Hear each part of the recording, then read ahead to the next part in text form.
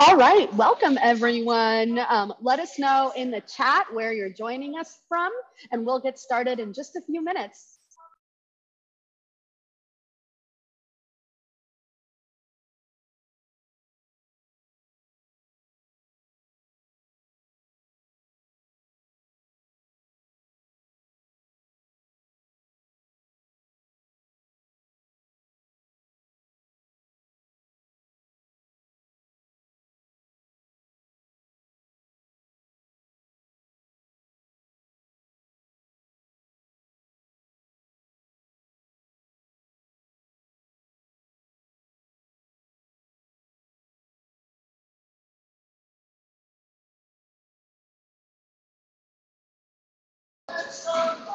Excited to see people joining from Worcester, from Virginia Beach. Welcome from our MassHire Metro North Career Centers, from our Rapid Response MassHire Rest of Western Mass.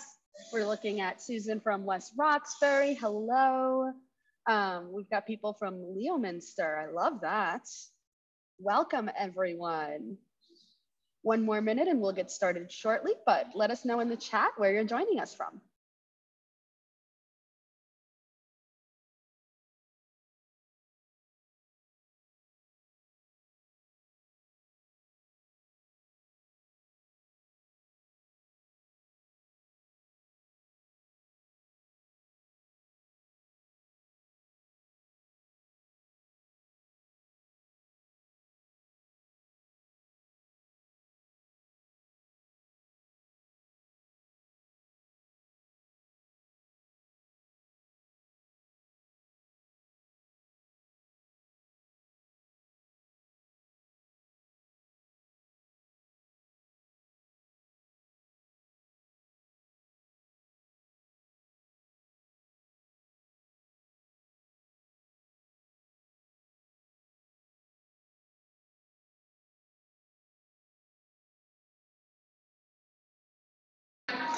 Thank you everyone for joining us today for our last reconvene session of 2021.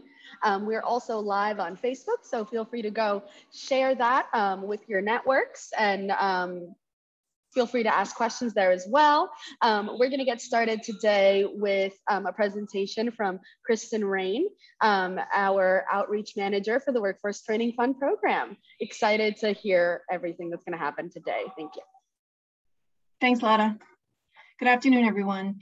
So I'm Kristin Rain, the Outreach Manager for the Workforce Training Fund, and you may or may not be aware that Massachusetts has a program called the Workforce Training Fund, and it gives Massachusetts employers the money they need to train and upskill their workforce. So the Express program is one of the 2 grants available, and it offers training in a wide variety of training topics chosen from a training directory with new classes added all the time. And it's proven especially valuable for small businesses who may not have the resources to fund professional development or training on their own. So Express offers a full reimbursement. Back a slide, please. Go back one, please. Express offers a full reimbursement on training for businesses with 100 or fewer Massachusetts employees, and a 50% reimbursement for businesses with 101 or more employees. So it'll pay up to $3,000 per person per course, and employers can apply as many times as they need to address any emerging needs, just not to exceed up to over $30,000 in a given year. Next slide, please. So this is a list of some of the most in-demand topics that we see employers using the Express program for.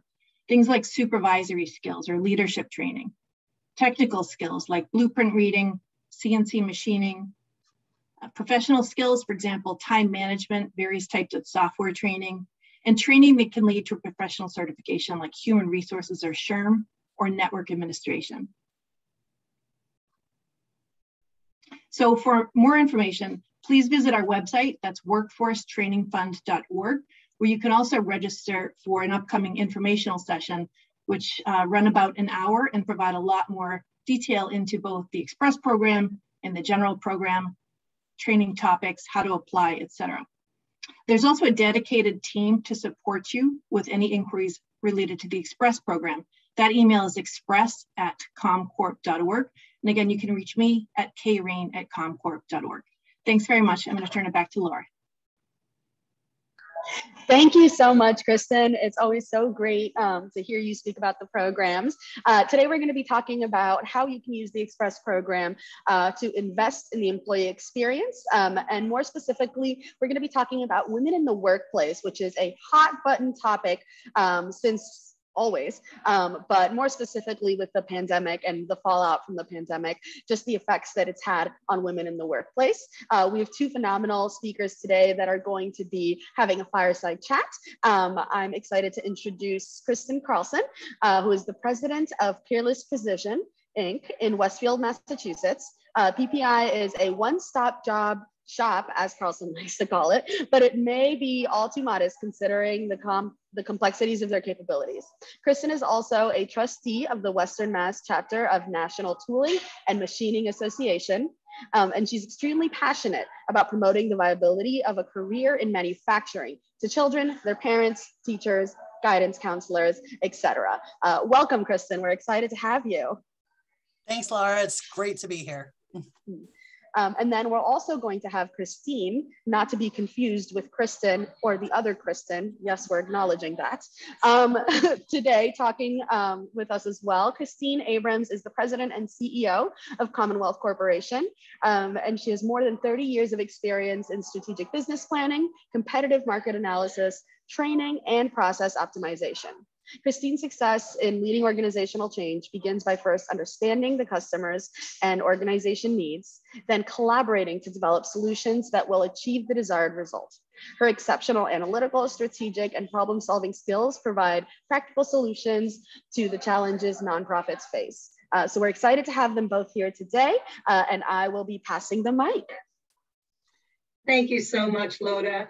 Thank you, everyone, for showing up today and tuning into our fireside chat. And Kristin, I can't tell you how delighted I am to have this chat with you. I've been fascinated by your company and your culture. For those of you not familiar with Peerless Precision, they don't just have one leader, they have Cardboard Kristin as well that often shows up. So I was wondering if you could tell us a little bit more about Peerless Precision and also how you came to work with ComCorp. Sure, Christine, I would love to. Peerless Precision we're a precision machine shop / contract manufacturer. We're located in Westfield, so the far west end part of the state. Family-owned small business, completely woman-owned. It's my mother and I who are partners. She handles the finances, and I am what I like to call the chief cook and bottle washer. So we specialize in the manufacture of small, complex mechanical components, mainly for the aerospace, defense, medical device, and optics industries. We have been utilizing the Workforce Training Fund through ComCorp for as long as I can remember.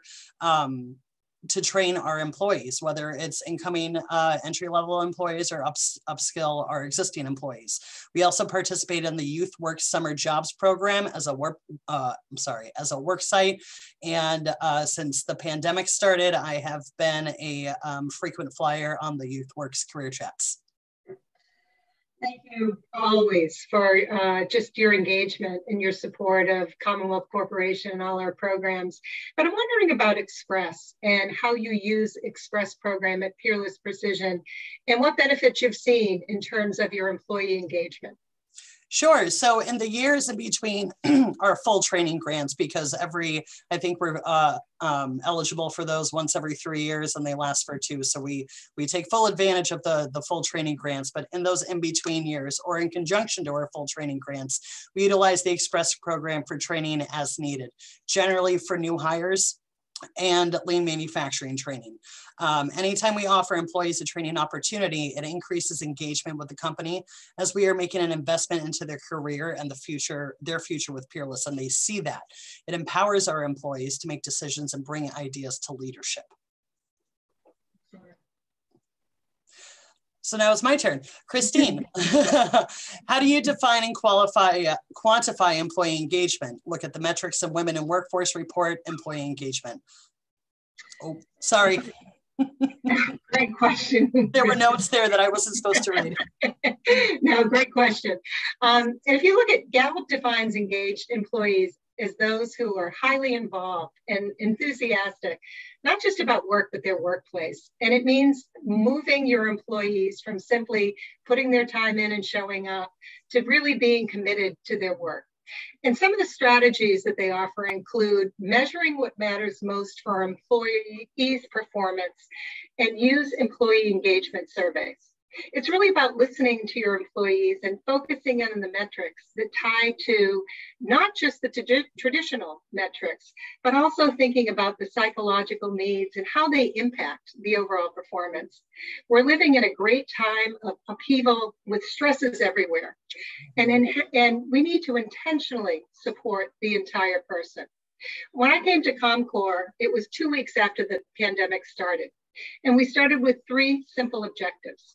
One is take care of you, because if you're not taking care of yourself, you can't be there for your family, you can't be there for ComCorp and those that we serve. Second is working with the leadership to prioritize their workload. We all know that post-COVID, things are moving so quickly and everything is a priority, but we need to help our employees prioritize those priorities because there's still only so many hours in a day. And lastly, the last objective we had was to understand the financial objectives, because that's really required to help you to prioritize your workload. Then we need to act quickly. We're asking that of our employees. We need to do that as employers. And it has to be an ongoing process. Employees need ongoing purpose and they need development, not just biannual perks to achieve more for our organizations. And lastly, engagement isn't an HR thing. It's all of us required to put in the hard work to make it happen. I just want to say that I just love especially the take care of you point, because too often all of us, and I'm definitely victim of this of my own doing, is not always taking care of myself first. And if we're not all in the place we need to be, we're no good to anyone. So thank you for saying that. In your experience, which populations suffer the most from the lack of investment? We have seen that the pandemic has exacerbated existing inequities in cities and towns across the Commonwealth.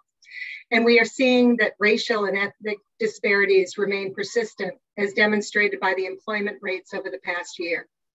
This September, the 12-month moving average unemployment rate for Latinos is at 11%. For Blacks, it's at 9%. And whites, it's 5.7%. Latinos represent a large percentage of those in lower wage jobs like retail, accommodation, and food services. All have been hit very hard by the pandemic. Women also tend to work in lower wage sectors. National data from the 2020 census estimates that 17% of female workers are working in lower wage jobs. Compare that to only 7% for men. And these jobs typically pay $30,000 or less and include food service, cashiers, home health aide, and childcare workers. When coming out of the pandemic, job recovery for women is expected to take 18 months longer than for men.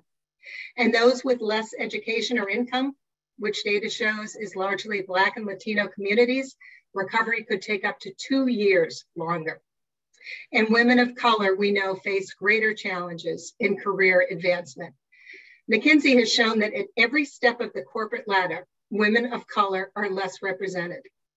And according to Boston Women's Workforce Council 2020 report, there is a 30-cent overall gap and a 49-cent and a 45 gap for Blacks and Latino women, respectively. And those numbers remain unchanged. Women's labor force participation is consistently lower, 68% for men versus 56% for women. It's a 12% gap. But what is more concerning is that a recent McKinsey study found that 1/3 of women considered downshifting their careers or leaving the workforce entirely. If these trends continue, we face a real threat of diminishing the representation of women in all aspects of leadership. Thank you, Kristin. What are employers missing out by not engaging women? Quite a bit. And it's not just something that is a nice to do. It really, it goes right to the bottom line. And that's what people need to understand.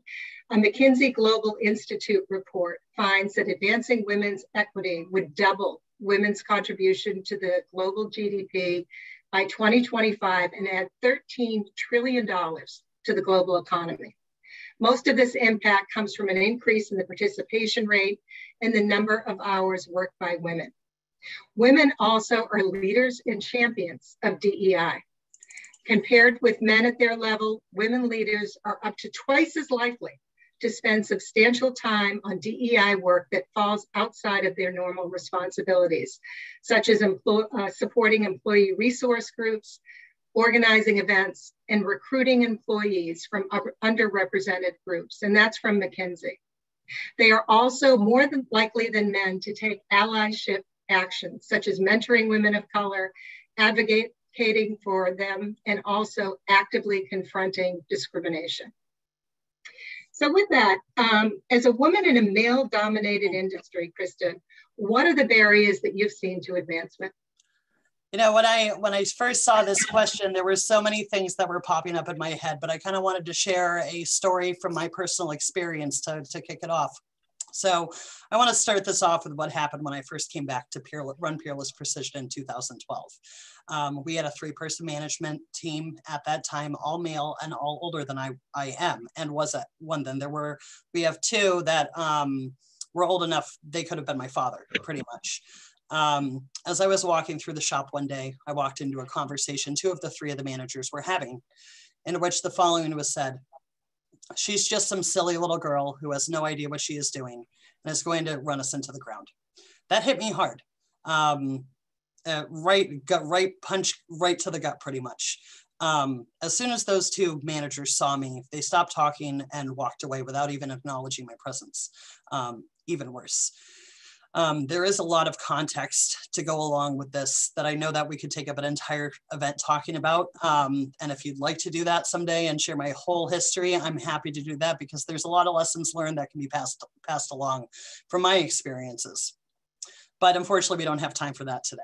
I will put in the fact that I have grown up in the shop. I started working here when I was 15 years old, sweeping the floors and putting material into cutting material in a bandsaw. I was, at that time, I was one woman in the shop out of 2. The other one was my father's secretary. And so this is the world that I've grown up in. I was also raised not to take any guff from anyone. And, you know, I was the firstborn. My dad wanted a boy and he got me instead. So there's a lot of my background right there. But pretty much when we as women enter any workplace or industry that is typically viewed as male dominated, not just viewed, but is, the biggest barrier to our advancement are egos, fear, and what I like to call the good old boys club. And if you've ever experienced that club, you know exactly what I'm talking about. Think golf outings, or going out and having Manhattans, and just, you know, I don't need to go into it too much. But women in these workplaces, we represent change and challenging the norms, which can be very scary and threatening, whether we intend it to be or not. Generally, we're not intending to threaten or scare anyone.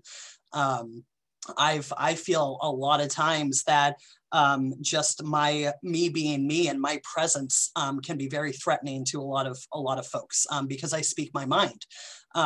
We can't be afraid to do that, because our input is just as valuable as the next person, sometimes more. Excellent. Just a question for you on that. I've been a part of many of the boys clubs. When I was with General Mills, I was one of 3 women in an organization of 250. So I've seen that, and I've felt it. Did you assimilate? Did you change, or did you? No.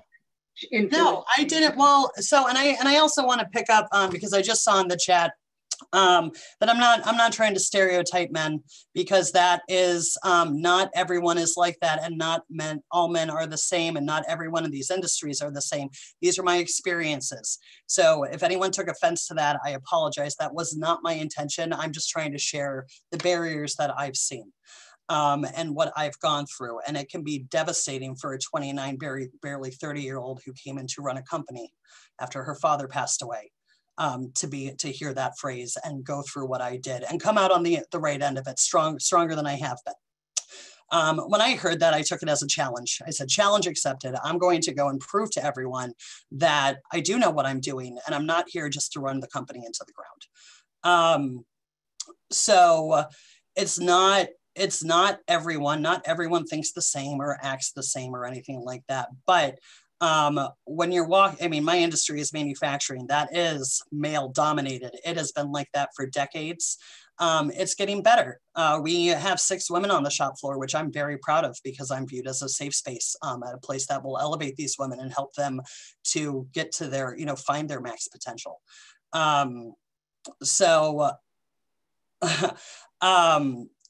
It's just, it's things have been a certain way for a very long time. And now they've been changing over the decades, but now we're going full force, especially over the past, 5-10 years.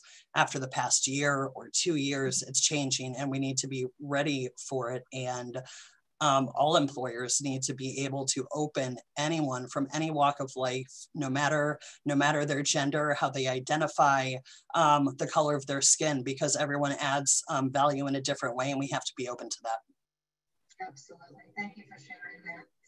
So with all that, what recommendations would you make to employers looking to engage employees, specifically women? Sure. Listen to your employees, their ideas and their solutions. I always tell our team that they know better than I do what we need to do at Peerless to improve, save money, fix any problems, make their jobs easier, or to help make them and the company more efficient, because we're all in it together. When they're happy and they're optimally performing, then the company's doing well. When the company's doing well, we're able to invest more into our team, into equipment and all sorts of things. I'm not the one working in the middle of everything. They are. So it used to be top down. I tried to do top down and I found out it didn't work. When I go reach out to because that's how we're all taught at one point or the other, or again, the dynamics have changed in the past decade. So bottom up is a lot better.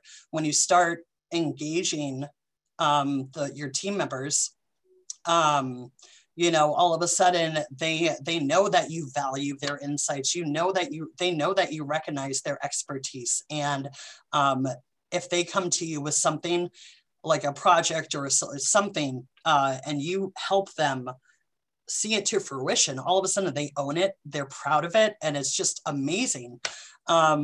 So when they come to you with an idea, make sure that you are actively engaged in listening, not just doing the okay, yep. There's a difference between just listening or hearing and actively listening. Once you've heard their idea and determined whether or not it is feasible, let them know what you will need to make it happen. Do you need to know what the cost? Do you need them to help you? What's the return on investment going to look like? We need to develop a plan of action. I want your help with that, and et cetera. There's so many more questions you could be asking them. This empowers the employees and gives them ownership of that project, keeping them engaged and seeing things through. When any employee can see their idea implemented, working and having the desired results, that is a huge win. Flexible scheduling is also huge, especially for women, but just in general for everyone, because we all need that work-life balance. And for too long, we've not been able to achieve that, myself included. It's been very long to figure that out. So it's been the norm for too long that everyone has to be at work during a predefined time period. Ask yourself if it is more important that a member of your team is at work from 8 to 4:30 every single day, or they're getting the job done. Are they getting their job done at the hours that they're working? At Peerless, our team can come in to the shop anywhere between 5 and 9 a.m. and shifts go from 2 to 6 p.m. Some working longer. Some of our folks work longer hours Monday through Thursday so that they can either take Friday off or do a half day. My administrative assistant, Crystal, changed her shift last year from 8 to 4:30 to 7 a.m. to 3 p.m. last year due to COVID and her daughter having to go to remote learning. Because it worked better for her schedule. In fact, when schools first got shut down, she asked me if her daughter could come in because she didn't want to lose her job. And I said that was never going to, be even up for discussion over this. But yes, Chloe's more than welcome to come in.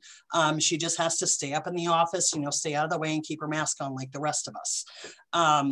So when school started back in person, she asked me if she could keep that schedule because it was working better with her daughter's schedule. And I said, absolutely.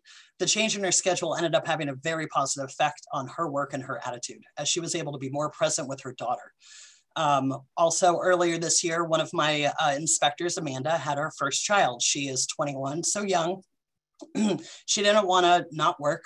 She was juggling childcare with her mom and her sister and mother-in-law who were helping out. So she's, before she went on maternity leave, she said she was working the scheduling out and she was hoping to come in and start doing part-time if that was okay. And she wanted to come in for a half day on Tuesdays, and then work full days Wednesdays and Thursdays, and have her mother and mother-in-law were going to be watching her son, who's the cutest little boy I've ever seen, on Monday and Friday and Tuesday afternoon. And she was adamant about continuing to work at Peerless. I brought her in when she was a co-op student at Westfield Technical Academy on senior year, and we've groomed her. And she's one of our, one of our younger inspectors, and she's the go-to. I want to figure out the technology, this new machine, toys I like to call them sometimes, is mine. No one touch it. You're just going to ruin it. I'm in charge of everything, which I appreciate that type of attitude because that's me. So when she was she was full-time before, she made the choice to go part-time. And she let me know what days and hours she could work moving forward. And I'm flexible with that. Flexibility is huge. So, we have to understand that everyone has lives outside of work, including us. And that work-life balance needs to become the norm. I understand that not every company or job or industry can have a flexible schedule like we do. But if you have that, look at it, see if it's an option. It makes a huge difference when you work with your employees on what works best for them. Absolutely. So how about you, Kristin? What recommendations would you make to employers looking to engage employees, specifically women? Yeah, I love those stories, Kristin, because I think they resonate, with me, and I think they resonate with so many. I'll kind of hitchhike on, what you talked about in terms of flexibility. Before hybrid, or before COVID, I should say, Comcor was largely in-person traditional workforce. What we saw was that our team pivoted to an extent that it was, amazing what they accomplished, what they were able to do. It also showed to us that you don't have to sit in an office 5 days a week to do your job and do it well. And you mentioned listening to your employees. I can't, stress that enough. And what we did to develop our hybrid policy is we asked our employees, how productive are you?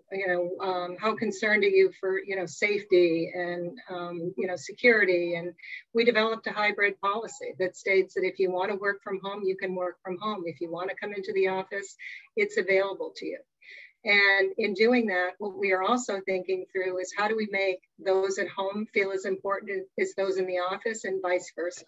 So using technology to make sure that everyone feels that they are equally contributing to the organization and equally represented.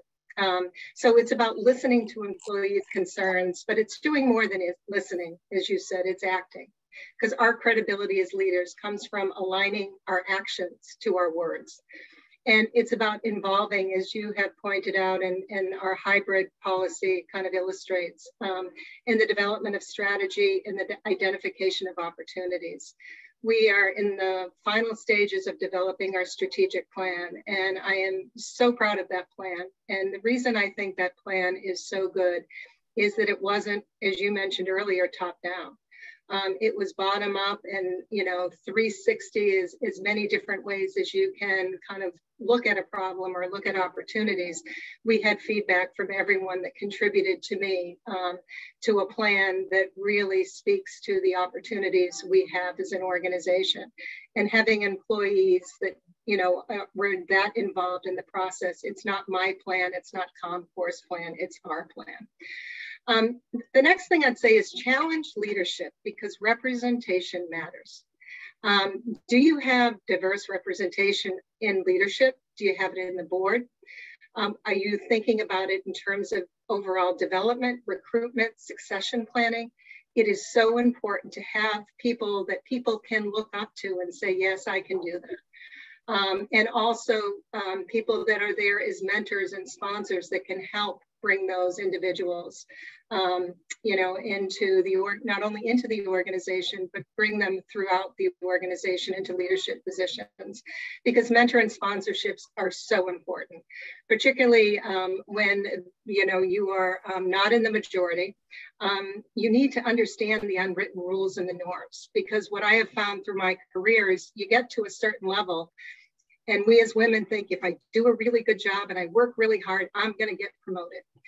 That's usually true to a certain level. And then it's about a whole lot more. And, you know, understanding those unwritten rules, having that guidance, having someone that you can speak to that helps you to navigate through, I know was extremely important for me in my career.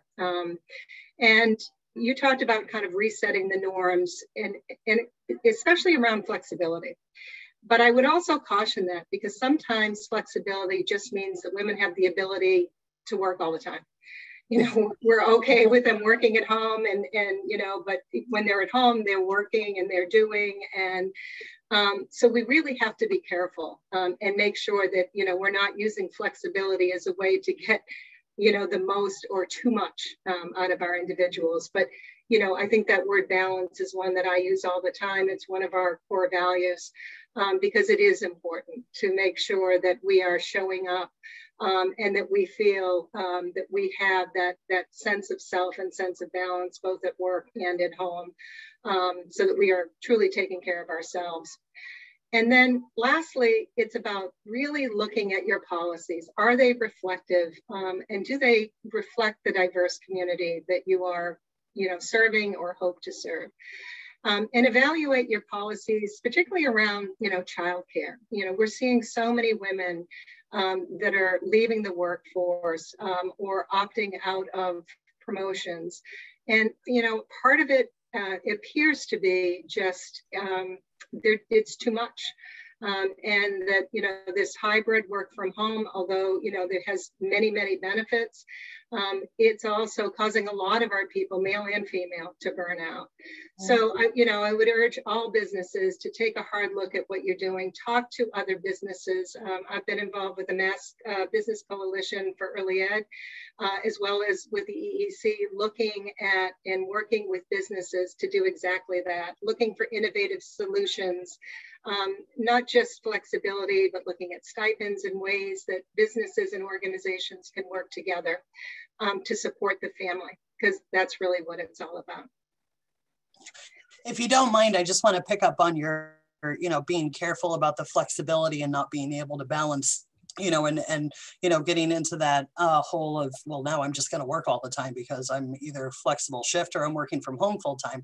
So I work at home on Fridays, and I have been doing that for 4 years, and it's a sanity thing for me, and you know, make sure I can get some work done. But I also have very strong boundaries when it comes to work, which is very hard to do, whether you're the employer or an employee.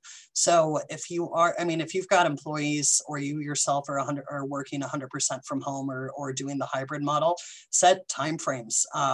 You start working at this time of the day, and you were hard stop, you know, at this time, so that you're still working that normal shift.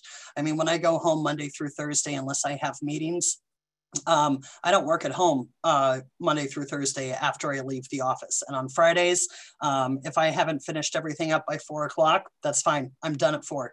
It doesn't carry over. So just everyone, we all need to get better at setting boundaries, especially when we're looking at these remote work and hybrid models. Thank you. And I'll turn it back to our facilitator and moderator, Loda. Thank you so much, both of you, for sharing that today. I do have a few questions in the chat that I would like to ask. One is, how are you addressing caregiving challenges of working mothers, including dealing with a sector that has been historically underfunded and has been hit so hard by the pandemic? And I know we touched on this a little bit, but I'd love to give you both the opportunity to expand. Well, I can't speak too into that, probably as well as Christine does, only because we've most of the women in here, they've got their children are older, so they can either stay at home by themselves already, or they've got family members that they go to after school, or a spouse that's staying at home. Small business is kind of, when you're a small business like mine, it's kind of hard to address that when it's not something that we're dealing with right now. But like I said earlier, I work with, the parents in my shop to make sure that they are able to maintain the employment that they're looking for while still having time and the flexibility to take care of their children. I would say, I echo Kristin's point in terms of, we are also a relatively small organization. So what we are doing really comes down to that flexibility. I have a senior vice president that, works around the kids, and she works harder, and she is an incredibly talented individual. And I see that throughout the organization. But kind of going back to the downside of flexibility, there's also the concern of, how do you keep that up? How do you sustain it? So that's one of the reasons that as the foundation, Commonwealth Corporation Foundation, that we are joining in partnership and in collaboration with the two organizations that I mentioned, because it really goes beyond that. And, as we have said, and I have said many times in many talks, childcare props up all other sectors. So we need to figure this out. And to Kristin's point, it's really difficult for small businesses to fund this on their own or to come up with those solutions. So we are looking at, different pilots, working, across with different organizations to find innovative solutions. I know one of the things that came up at one of the Mass Business Coalition for Early Ed was stipends, just how to execute it, how can we use them? Because a lot of, these are CEOs and business leaders really didn't understand kind of how they might be able to leverage and utilize them because they've never done it before. Mm-hmm. So it really comes down to thinking outside the box. And the other thing it's going to take is all of us working together. One of the key themes for all of workforce development, we've got almost $250 million coming in ARPA and other funding. Childcare, all of these problems are complex, and all of these problems are going to take a collaboration in ways that we have never done before, and thinking about things the way that we have never thought of them before. It's going to take all of us working together, challenging each other, and challenging the status quo to change and to make sure that we are providing the right level of services and support. Absolutely, absolutely. We've got another question here about what is the most common unspoken rule in the workplace? That's an interesting question. It is. It really is. I need to think about that for a second. I'll start. And it's something that as a woman, it kind of always bothered me because I needed my managers and those around me to judge me for what I did and not when I showed up. And I think COVID is starting to break the notion of FaceTime. But, throughout my career, it was always so important when you showed up at the office, when you left in the office.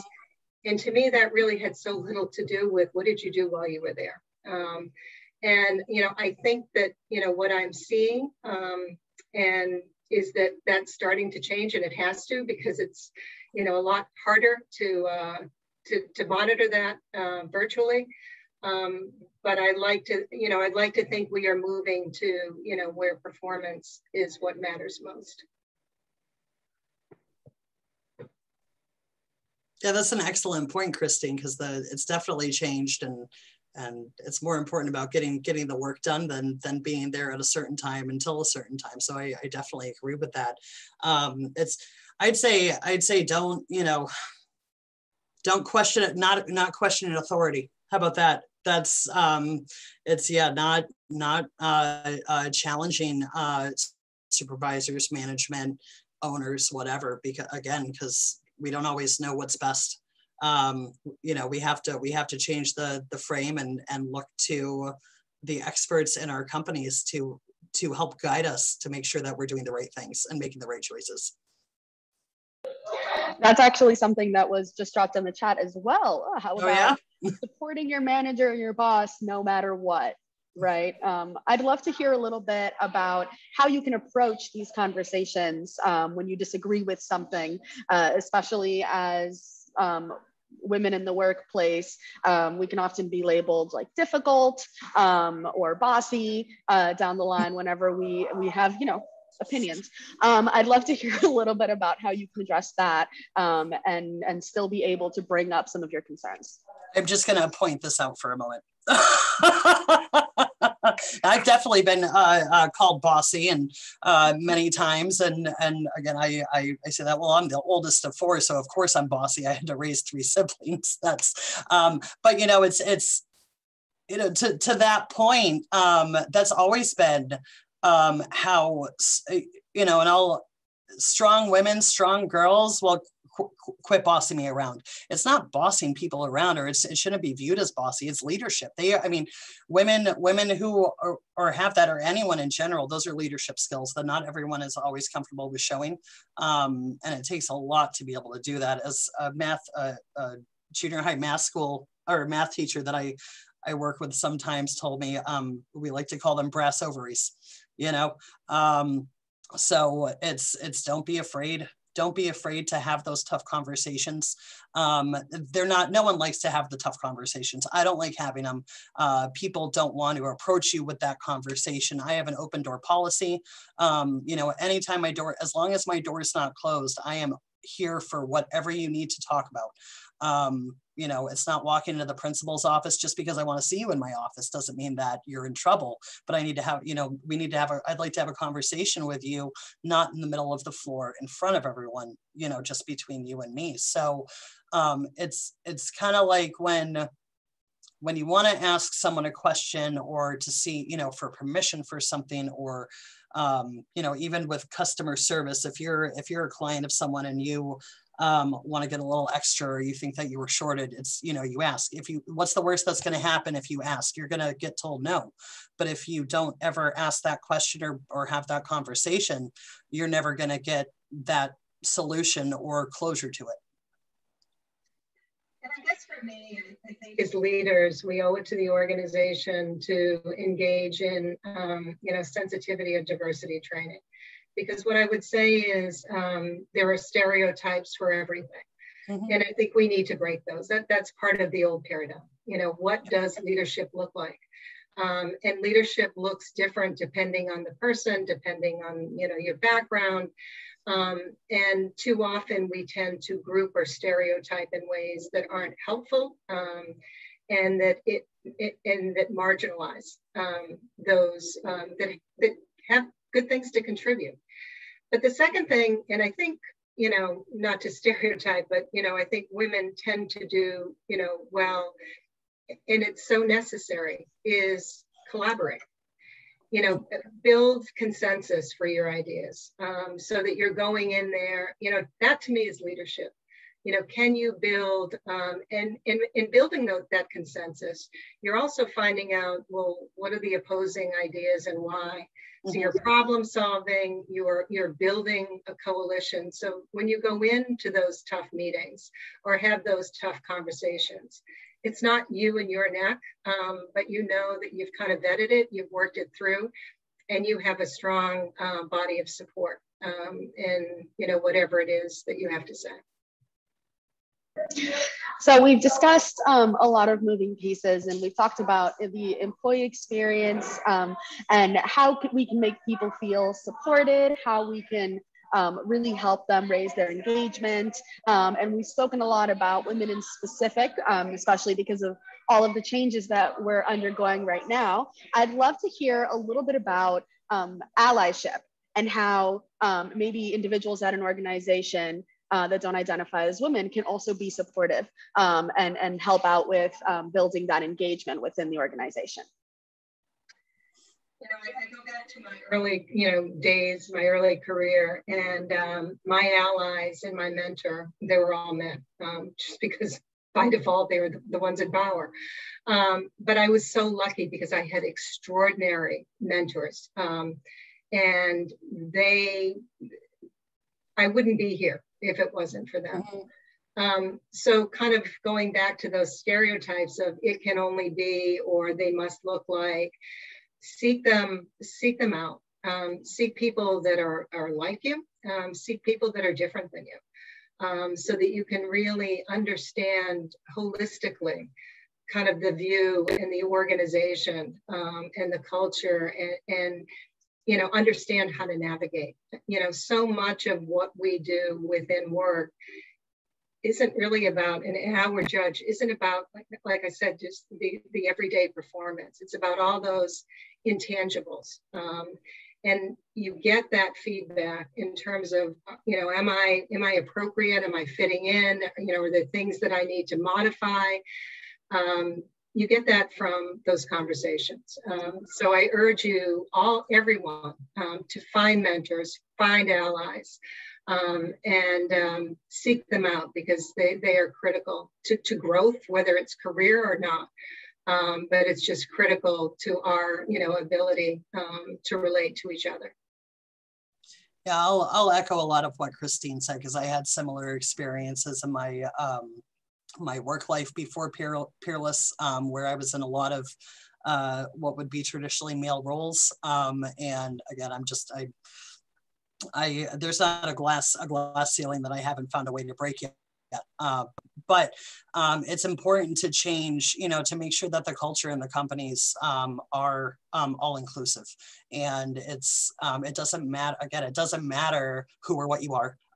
It matters that you've got the will to learn, to grow, you've got the attitude and the aptitude at work, and you want to work together. But again, find mentors, find allies within the companies you're working at, whether it be, you know, coworkers, management, or, you know, even might be able to direct you to someone outside of the organization that could help guide you, a coach or whatnot. But inclusiveness is so important. We have to get rid of all the stereotypes. Amazing. And you know what? That's something that you can actually get training from the Express program. So full circle, I want to thank you all so much for being here today, for talking to us about these incredibly important topics, as we will be closing off today. Kristin, is there anything that you want to add? Oh, Kristin, me? Or Kristin? Kristin Rain. Thank you. Thank you. Well, just in hearing the discussion, one of the things that I always think of is that, you know, employers are always trying to find ways to engage their employees and lead to better retention and being able to promote from within. And training has really proven to do that. If you're investing in your employees, you're investing in your company, and it pays dividends in terms of engagement. So I'll just leave with that. And then again, invite anyone that wants to learn more to email me or visit our website, workforcetrainingfund.org. I'll put it in the chat. Thanks again. This is a great discussion. Perfect. Thank you for jumping on, Kristin. And thank you so much, Kristin Carlson and Kristin. And to all of our attendees, you will receive a feedback form where you can let us know how you're feeling, and, you know, stay posted. We may have more reconvene series in 2022, but for now, have a great holiday season and a happy new year. Thank you all. Thanks, everyone.